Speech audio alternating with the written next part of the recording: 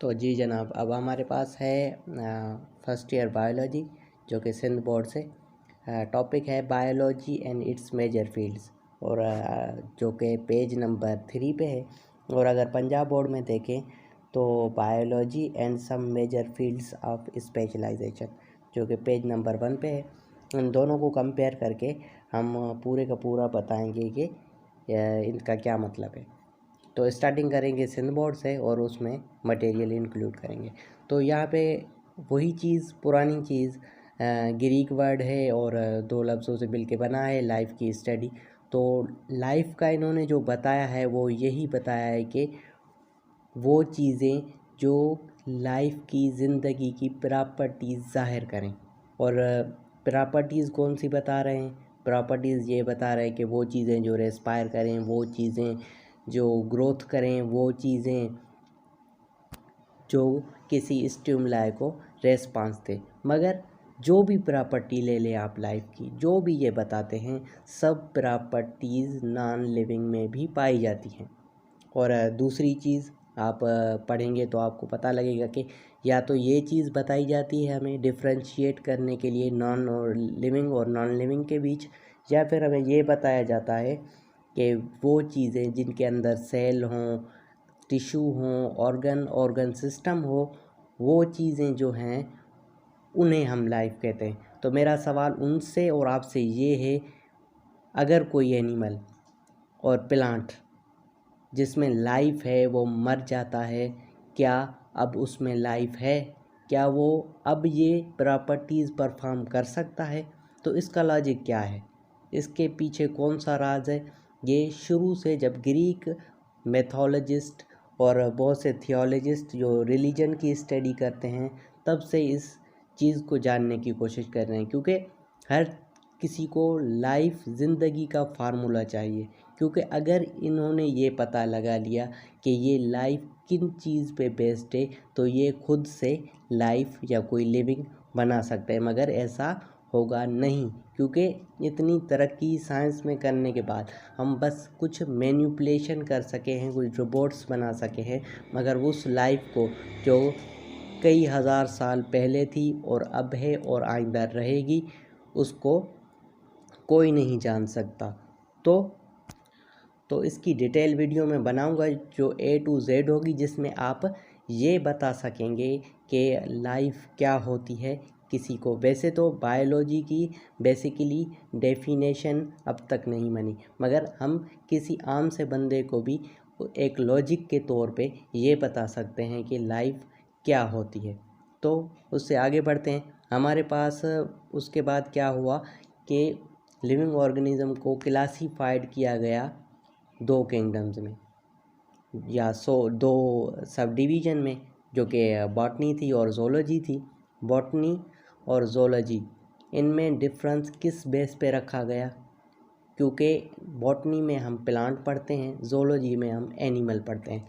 Microscope को छोड़ के अगर आपको भी कहा जाए कि लिविंग में आप क्लासीफाई करें लिविंग थिंग को, तो आप भी बस इन दो लिविंग में इनको क्लासीफाई करेंगे, क्योंकि हमें बड़े लेवल पर बस यही चीज़ें दिखाई देती हैं कि एनिमल जो हैं वो मूव करते हैं, मोटाइल हैं, जहाँ के जो प्लांट हैं वो मूव नहीं कर सकते, सीसाइल हैं। एनिमल किसी चीज़ से फूड लेते हैं और उसे डाइजेस्ट करते हैं, मगर प्लांट जो हैं अपना खाना खुद बनाते हैं।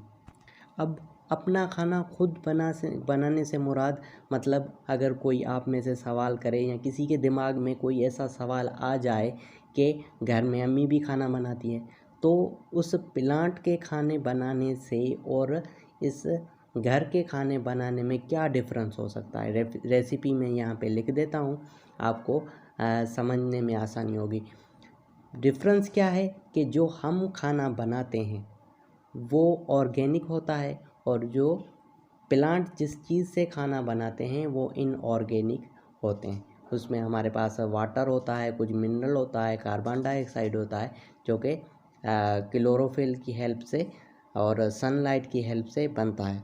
जहाँ के जो घर वाला होता है खाना वो किसी फायर की मदद से बनता है या किसी हीट की मदद से बनता है, जो कि हमारे पास मौजूद होती हैं, कोई सी लिक्विड फॉर्म से आती है या किसी गैस फॉर्म से आती है। तो आगे बढ़ते हैं। तो उसके बाद रिसर्च की गई और मॉडर्न सिस्टम जो है वो क्लासीफाइड किया गया 5 किंगडम्स में। अब ये 5 किंगडम्स में क्यों किया गया? क्योंकि अब इन्वेंशन हो गई माइक्रोस्कोप की। माइक्रोस्कोप की इन्वेंशन पहले से हुई मगर वो सिंपल माइक्रोस्कोप थी। जब कंपाउंड माइक्रोस्कोप आई जिसमें एडवांस लेंस लगाए गए और जिसकी कंपोजिशन की गई, जिसने जो कि डेविड जॉनसन ने की 1519 में। उसके बाद इसे गैलीलियो ने डिज़ाइन किया प्रॉपरली। इसलिए हम जब भी क्रेडिट देते हैं तो गैलीलियो को देते हैं, क्योंकि इसकी मदद से ही ये चीज़ आगे बढ़ पाई। अब 2 किंगडम्स की बजाय 5 किंगडम्स हो गई।